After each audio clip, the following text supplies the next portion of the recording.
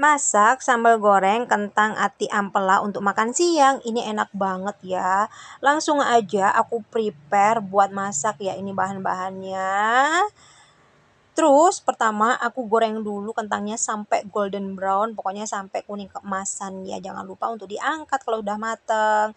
Lanjut tumis bahan bumbu halus yang udah aku tulis di atas. Sampai bener-bener matang biar nggak layu. Masukkan serai, daun salam, daun jeruk, lengkuas, juga tomat yang udah dipotong, garam, kaldu jamur, juga gula ya. Aduk-aduk masak sampai mateng.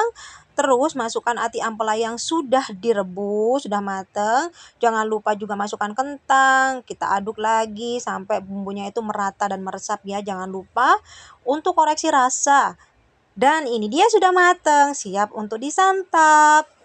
Aduh ini enak banget ya, apalagi dimakan pakai nasi anget, pulen, terus pakai lalapan, pakai nugget juga, ada kerupuk. Sebelum makan doa dulu. Aduh suapan pertama enak banget. Ya ampun, ini bener-bener mantul pokoknya. Aku ngedit aja, aku pengen lagi makan ini, guys. Aduh enak banget ya. Aduh mantap.